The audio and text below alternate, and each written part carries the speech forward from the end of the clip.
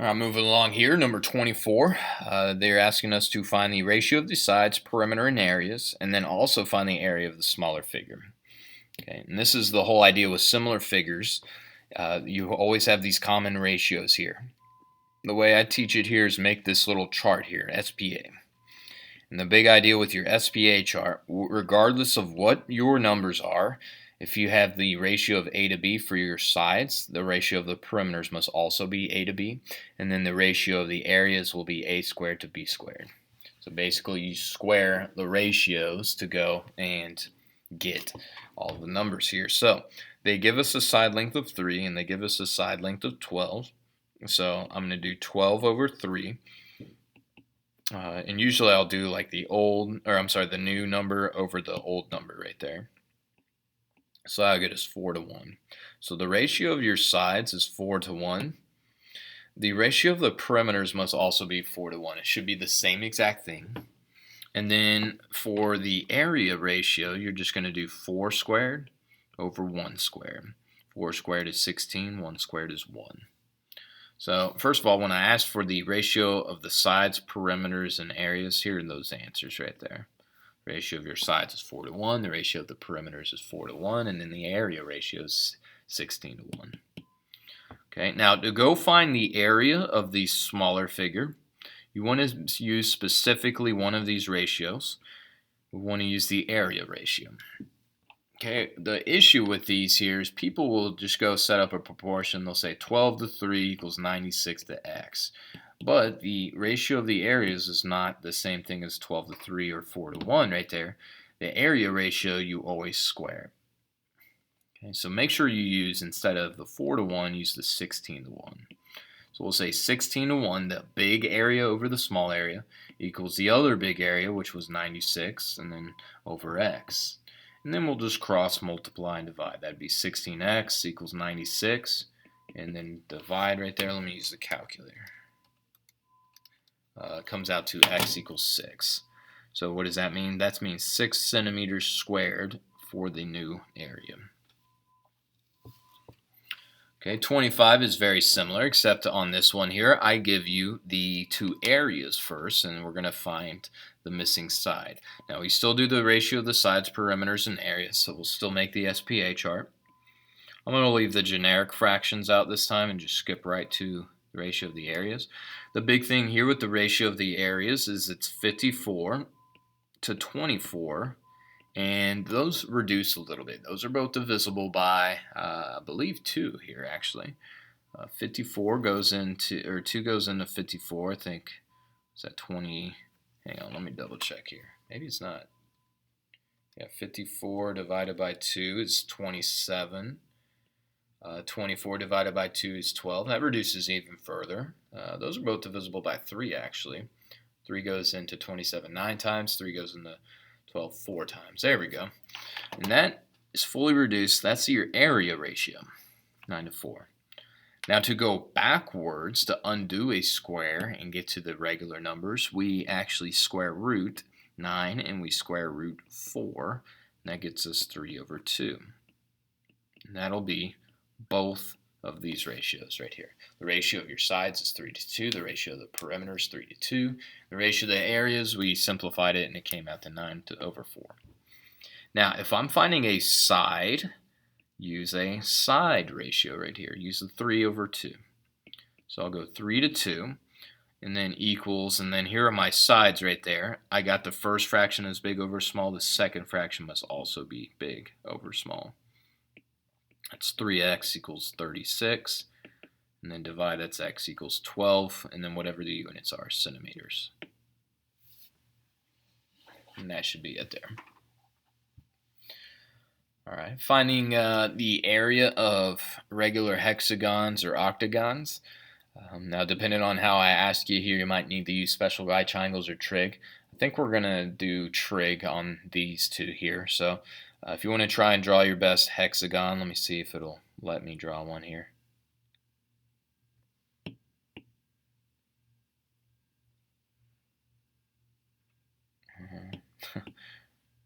All right, if I don't get it this time, we'll just move along here. So I'm going to try to See if I can get things to line up here a little bit better. It's a little wide.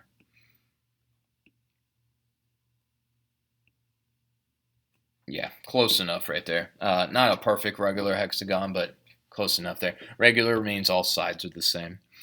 Apparently the sides are 8, but remember with this one here, you're going to need this thing here. It's called the apothem. Okay, because the area formula for these here is 1/2 the area of the, or 1/2 the apothem, and then the P is for the perimeter. Okay, so we need to find that A, and then of course find the perimeter. The perimeter is not going to be hard to find, so I'll find that at the end. To start to figure out what A is, usually you're going to need some type of trig. To start these out here, we need an angle, so we'll do 360 divided by, the 6 sides. That's 60 degrees, but then we're going to take that 60 degrees and cut that in half, and that'll get us 30 degrees, and that will be going right here. You have 30 degrees, and then of course this will make a right triangle. Okay, now the issue is I need a side, I need something on that right triangle, so if all sides here are 8, we can say, hey, this entire side right here is 8, which means this little side right there is 4. And then we can go and set up, our trig ratios here. We can label opposite, adjacent, hypotenuse, and then we can go and say, what is this here? That uses O and A, that's the tangent function. Tangent of 30 degrees equals 4 over, I guess let's call it A. And if A is in the denominator, we would want to cross multiply. And then we would actually divide both sides by tangent.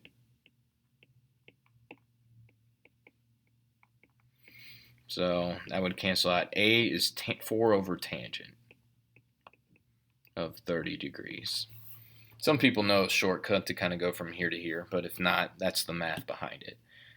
So let me use that in the calculator for tangent of 30 degrees.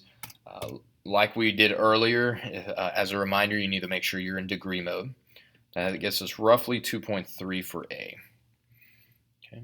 So then after you go and figure out A, we do also need the perimeter for the formula. The perimeter is just going to be 8 for the side length times 6 of those sides right there, which is 48.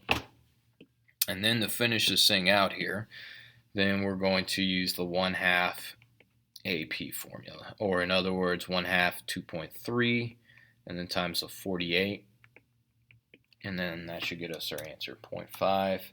I'm going to do 0.5 instead of 1/2 here off the screen. 3.3 and then 48, apparently about 79.2, and that should be it there. Now, next one here, very similar, except I'm going to give you an octagon. Let's see. I don't know if I'm going to be able to draw this one here with notability. No, I didn't like that there. Pretty hard to draw an octagon. Maybe we need to give y'all a picture here. It doesn't really matter how good your picture is because the math is always going to say the same here. So there's my terrible looking octagon, but still you're going to need the apothem, and it's going to make a right triangle. And honestly, with that little right triangle, I'm going to make it a little bit bigger because it's a little small. Might be kind of hard for me to write everything I need in there. We're going to start it out the same though. We're going to do 360. This time divide by 8 sides. 360 divided by 8 should be, I think, about 45 degrees. And then 45 divided by 2 is about 22.5. And I would not round off that 0.5 because that can drastically change the answer. So let me see if I can squeeze 22.5 degrees for your angle. The apothem is going to be right here. The side length, kind of like on the last one, we need to use logic here for it. They gave us the perimeter is 48. Oops. And then you can divide that by 8 to figure out each side. Each side is 6. And if each side is fully 6, that means this little half side here would be 3. Okay, and then we can go label O, A, and H and then use the tangent function again. That'll be tangent of 22.5 and then equals 3 and then over A. A is in the denominator. If you know the shortcut, it's 3 divided by tangent 22.5. If not, cross multiply and then divide by tangent So it'd be 3 divided by tangent of 22.5. Let me do that off screen here. 3 divided by tangent of 22.5. The apothem is about 7.2. And then they also already told us the area, so we can go use our 1/2 AP formula right away. So 1/2, I'm just going to do 0.5, and then times 7.2, and then times 48. 172.8. And what is that in centimeters squared? So a little bit more involved on those questions right there. Only got one more of these here. So find the area of this triangle right here. This will use trigonometry. We have a certain formula for this here. When I give you two sides and one included angle, you can use this formula. It's 1/2. The two sides, I guess I'll call them A and B, and then you'll do sine of the angle, and I guess I'll call it C right there. We use this because normally we do base times height on a triangle, and I don't know what the height is. So we would use trigonometry for that. This is the simplified form of that trigonometry right there, to where you just plug it all into a formula. So 1/2, 10 times, what do we got here? 10 times 12, and then times sine of 72 degrees. 1/2 times 10 times 12 sine 72. That came out to about 57 units, 57.1 centimeters squared.